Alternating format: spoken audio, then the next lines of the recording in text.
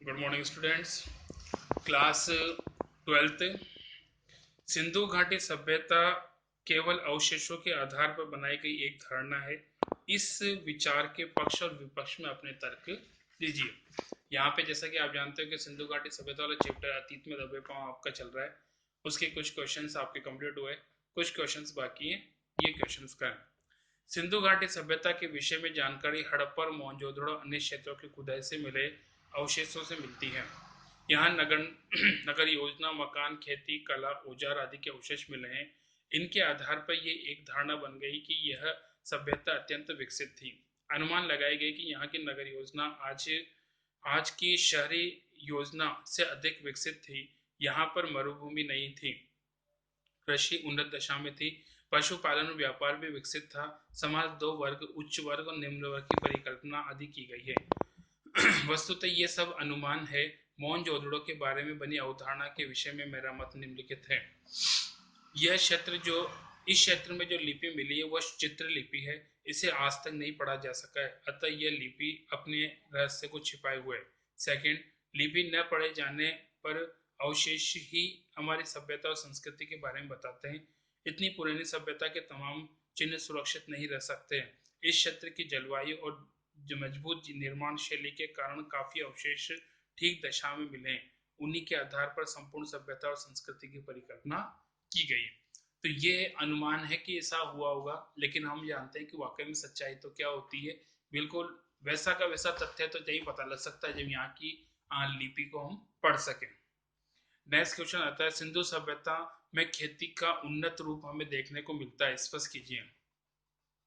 सिंधु सभ्यता की खोज की शुरुआत में यह माना जाता था कि इस घाटी के लोग अन्न नहीं उपजाते, वे अन्न संबंधी अन्य जरूरतें आयात से पूरा करते। परंतु नई खोजों से पता चला है कि यहाँ उन्नत खेती होती थी। अब कुछ विद्वान इसे मूलतः खेती और पशुपालक सभ्यता मानते हैं। खेती में तांबे और पत्थर के उपकरणों का प्रयोग में लाए जाते हैं। यहाँ रबी की फसल में गेहूं, कपास, जौ, सरसों, चने की खेती होती, इसके सबूत भी मिले हैं। कुछ विद्वानों का विचार है कि यहाँ ज्वार, बाजरा और रागी की उपज भी होती थी। लोग खजूर, खरबूजे और अंगूर उगाते थे। लेखक ने मोहनजोदड़ो शहर के टूटने और उजड़ने के बारे में क्या कल्पना की है? लेखक ने लेखक का मानना है कि सिंधु घाटी सभ्यता में कहीं भी नहरों के प्रमाण नहीं मिले हैं।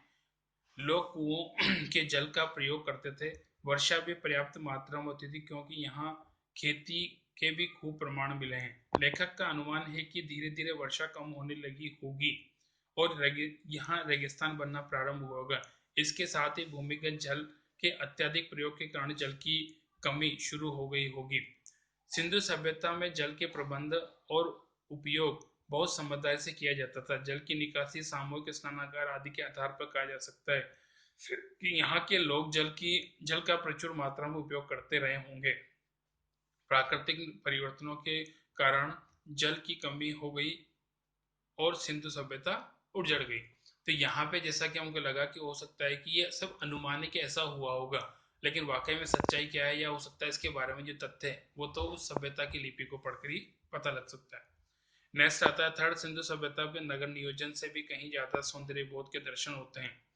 आंसर है, ये कहा जा सकता है कि खुदाई में प्राप्त धातु और पत्थर की मूर्तियां, मृद भांड, उन पर चित्रित मनुष्य, वनस्पति, पशु पक्षियों की छवियां, सुंदर मोहरें, उन पर बारीकी से उत्कीर्ण कलाकृतियां, खिलौने, केश विन्यास और आभूषण आदि उस समय के लोगों के सौंदर्य बोध के परिचायक हैं।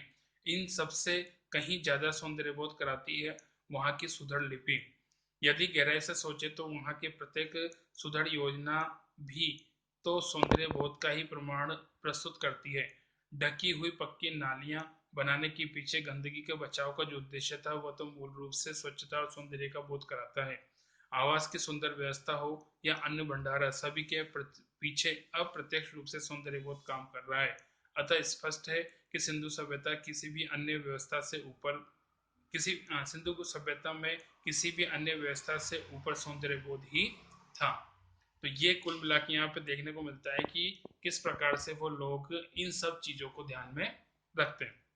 फोर्थ आता है, मोहनजोदड़ो के उत्खनन से प्राप्त जानकारियों के आधार पर सिंधु सभ्यता की विशेषताएं। मोहनजोदड़ो के उत्खनन से प्राप्त जानकारियों के आधार पर सिंधु सभ्यता की निम्नलिखित विशेषताएं स्पष्ट होती है। सिंधु सभ्यता में सुनियोजित ढंग से नगर बसाए गए। नगरों की निकासी की उत्कृष्ट प्रणाली थी। मुख्य सड़कें चौड़ी, गलियां अपेक्षाकृत सकड़ी होती थी। मकानों के दरवाजे मुख्य सड़क पर नहीं खुलते। कृषि कृषि भी व्यवसाय था। यातायात के साधन के रूप में बैलगाड़ी और नावें थी। हर जगह एक ही प्रकार की पक्की ईंटों का प्रयोग किया गया है। हर नगर में अन्न भंडार गृह और स्नानागार आदि थे। गहने, मुद्रा आदि से संपन्नता का पता चलता है। ये यहाँ पे कंप्लीट हुआ, बाकी नेक्स्ट है।